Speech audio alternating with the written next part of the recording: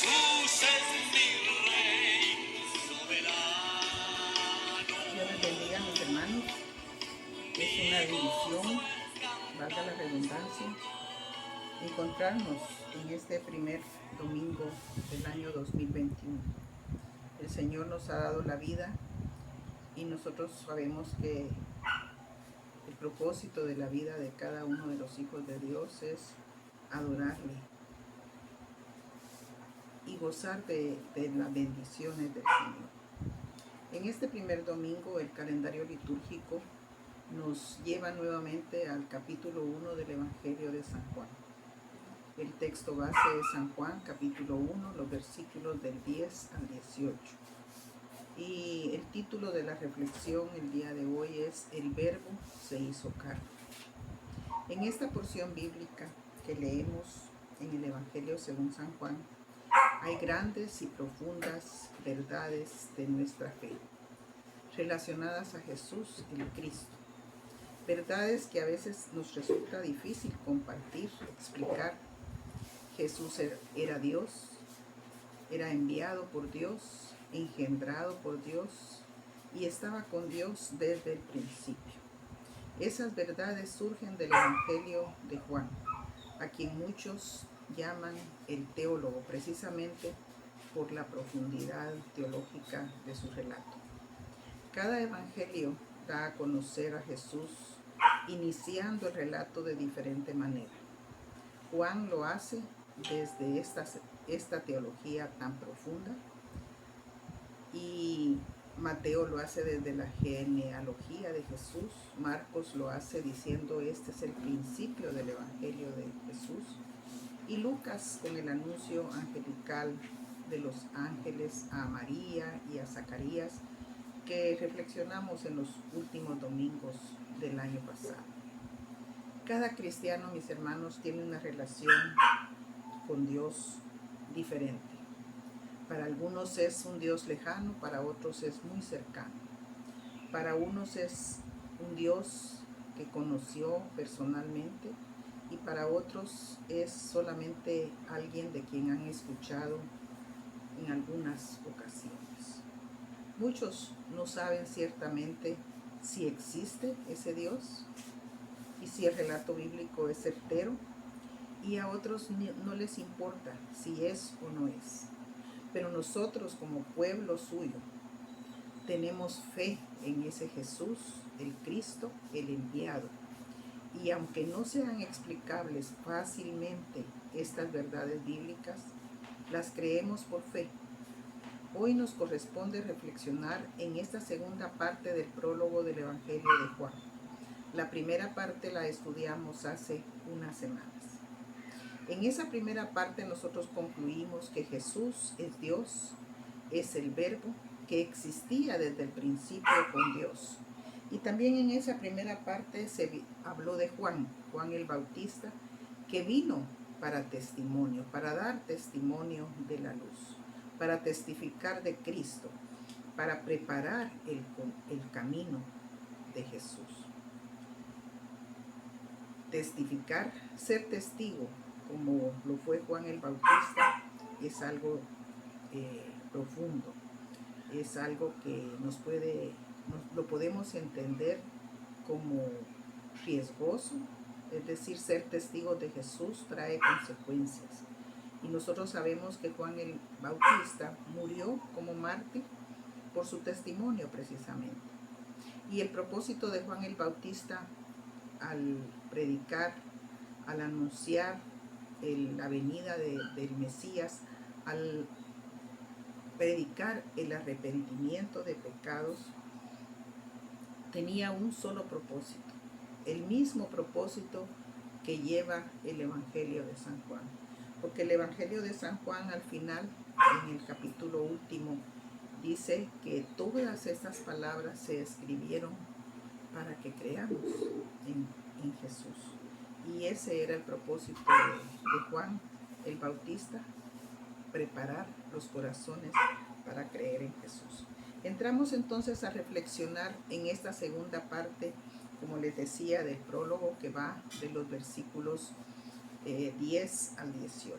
Y en esta segunda parte del prólogo, nosotros vamos a comentar o a reflexionar en algunas de esas verdades que se dicen en este texto. Y la primera está en el versículo 11, que dice: los suyos no le recibieron. Esa luz verdadera que Juan el Bautista anunció vino a este mundo y encontró oposición. Hermanos, en el mundo hay quienes aman la luz y hay quienes aman las tinieblas. Y la diferencia entre amar la luz y amar las tinieblas está en la calidad de nuestras obras, de nuestro actuar, de nuestra conducta, ¿verdad? Quienes obran mal les gusta la oscuridad para que sus obras no sean vistas por las personas. Pero los que amamos la luz tenemos que ser los seguidores de Jesús, que tenemos que tener un testimonio que pueda ver todo el mundo y que glorifique al Señor. Pero la luz verdadera vino al mundo y no le recibieron, los suyos no le recibieron. Vino a su pueblo, no vino a una cultura extraña, sino vino a un pueblo que había sido preparado muchos siglos antes para esperar al Mesías. Sin embargo, no le recibieron. Muchas veces nosotros como cristianos decimos: por eso nosotros tuvimos acceso, y así es. A los que les recibieron, dice la palabra de Dios, les dio potestad de ser hechos hijos de Dios, a los que creen en su nombre. Pero tenemos que ser conscientes que aún hoy hay gente que no recibe al Señor. Ese rechazo, ese amor a la oscuridad persiste, mis hermanos, hasta el día de hoy. Y por eso es que nosotros necesitamos continuar dando el mensaje. El versículo 14 es el centro de este prólogo.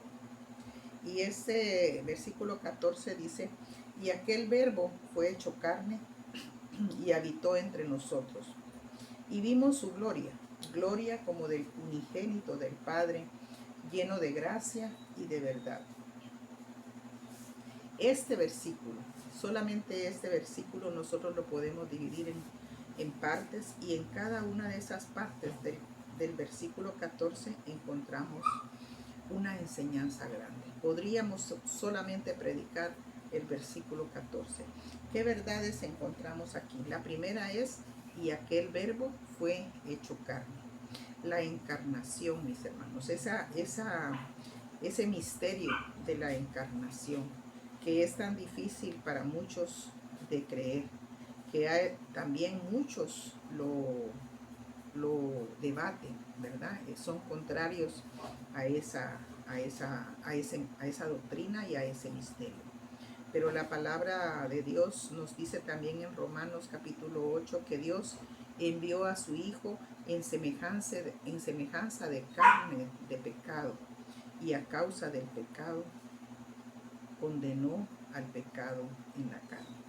Es decir, cuando Juan está diciendo que el verbo fue hecho carne, está utilizando una palabra que en el griego es una palabra complicada. La carne, para esa cultura, para esa época, era considerado malo. Es decir, la carne del ser humano era pecaminosa.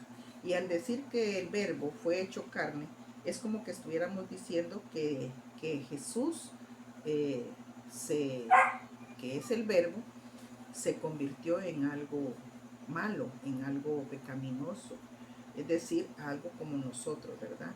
Y nosotros entendemos, mis hermanos, que Él se hizo carne precisamente para podernos redimir. Luego está la otra parte que dice: y habitó entre nosotros. En el idioma original, ese habitó entre nosotros quiere decir que hizo su tabernáculo en medio de nosotros, vino a vivir con nosotros. Y al pueblo de Israel le recuerda el tiempo del caminar en el desierto, cuando ellos armaban sus tiendas, sus casas, para descansar. Y también tiene una relación con el tabernáculo, ¿verdad? Que fue el lugar donde ellos primeramente adoraron a Dios, en un lugar especial y en donde la presencia de Dios se manifestaba también por medio de la nube. Por eso también Juan, el evangelista, dice, y vimos su gloria, gloria como del unigénito del Padre. Es decir, él habitó, el verbo se hizo carne, habitó entre nosotros y vimos su gloria. Cuando Juan está escribiendo el evangelio, ya Jesús había muerto, ya había hecho su ministerio, es decir, este no es un relato que va cronológicamente a la par de los sucesos. Entonces, por eso él dice, vimos su gloria, porque ellos fueron testigos presenciales, ¿verdad? Los apóstoles fueron testigos presenciales de la gloria de Dios. No solamente, como muchos creen, que se está refiriendo a la transfiguración, que fue cuando ellos vieron a Jesús glorificado, pero también la gloria de Jesús se manifestó en su mismo caminar, ¿verdad? Vimos su gloria, gloria como del unigénito del Padre, lleno de gracia y de verdad. Esta es la quinta frase que hay en este versículo. Y es que Jesús era el unigénito del Padre. Siempre que se dice que era el Hijo de Dios, está escrito con letra mayúscula, ¿verdad? Porque es singular. Él es el unigénito, el único Hijo de Dios con letra mayúscula. Pero él recibió el poder también para hacernos hijos. Nosotros somos hijos ya adoptados de Dios, ¿verdad? Es decir, nosotros nos llamamos hijos de Dios, pero siempre entendiendo que Él es el unigénito del Padre, el que estaba lleno de gracia y de verdad. Y de esa gracia nosotros recibimos. Nosotros también somos herederos de las bendiciones de ser hijos, pero no en el mismo nivel que el unigénito del Padre.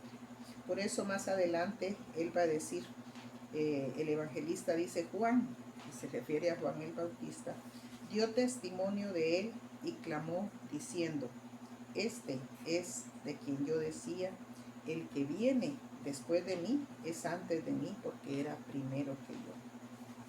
Porque de su plenitud tomamos todos y gracia sobre gracia. Este prólogo, hermanos, ya mencionó a Juan como el que testificó de la luz. Y ahora en este versículo está ratificando ese testimonio, ¿verdad? Porque el prólogo de Juan insiste en esa subordinación de Juan el Bautista a Jesús, pero no porque se menosprecie el ministerio de Juan, sino para dejar claro lo que el prólogo se propone, que es afirmar la preexistencia de Jesús. Entonces, aunque Juan el Bautista viene a preparar el camino para el ministerio de Jesús, Jesús es antes que Juan, porque él estaba desde el principio. Y de su plenitud tomamos todos, y gracia sobre gracia. Es decir, la superioridad de Jesús, de alguna manera, algunos atributos de Jesús nos son transmitidos a nosotros. Nosotros somos inmerecedores, pero recibimos esa gracia. La gracia inagotable de Dios, la fuente inagotable de gracia es Dios, y de esa gracia nosotros recibimos. Hay algunos que lo comparan con el estar frente al mar y ver cómo las olas vienen y van constantemente. Cada día, eso no se termina. Así es esa fuente inagotable de la gracia de Dios, que nosotros no podemos explicar, ¿verdad? Cómo es que esas olas en ningún momento se detienen, siempre estuvieron antes y estarán después. Si nosotros volvemos a llegar ahí, las vamos a encontrar en ese mismo ir y venir. Así, la bendición, la gracia de Dios está siempre fluyendo para cada uno de sus hijos. Este texto en el versículo 18, 17 y 18 termina haciendo una comparación entre Moisés, que era para el pueblo judío en ese momento algo superior, ¿verdad? El personaje, el profeta superior. Pero él en este prólogo afirma esa superioridad de Jesús, porque dice que la ley por medio de Moisés fue dada. Eso es una afirmación con la cual todos los judíos estarán de acuerdo, porque esa es la ley que ellos siempre tenían en sus labios y la que se proponían cumplir constantemente. Pero la gracia y la verdad vinieron por medio de Jesucristo. Esa es una transición que tiene que hacer el pueblo, mentalmente, en su corazón, en su forma de vida, en su conducta, en su acercamiento a Dios. La ley fue dada por medio de Moisés, pero Jesús es superior, porque por él viene la gracia y la verdad. Y en el otro versículo también dice: a Dios nadie le vio jamás. El unigénito Hijo que está en el seno del Padre le ha dado a conocer. Y esto tiene que ver también con Moisés, que quiso, él anheló ver a Dios, pero no pudo verlo cara a cara. Él estuvo en presencia de Dios, pero no pudo verlo cara a cara. Nadie vio a Dios jamás, pero el unigénito del Padre le da a conocer. Es el que le ha dado a conocer en medio de nosotros. Jesús después afirma: el que me ha visto a mí, ha visto al Padre. Y nosotros, hermanos, estamos en este primer domingo del año 2021, en el cual hemos reflexionado en este pasaje del Evangelio. Nosotros debemos de glorificar a Dios porque nosotros hemos experimentado, hemos visto al Señor. ¿Cómo lo hemos visto? Por medio del Evangelio. Aquella comunidad y las primeras comunidades cristianas únicamente se guiaron por los relatos orales, por la comunicación oral de las personas que habían visto, como dice aquí el evangelista: nosotros vimos su gloria. Ahora nosotros podemos afirmar también que hemos visto la gloria de Dios manifestada en nuestras vidas.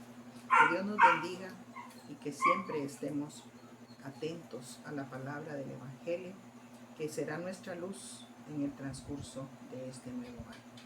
Dios les bendiga.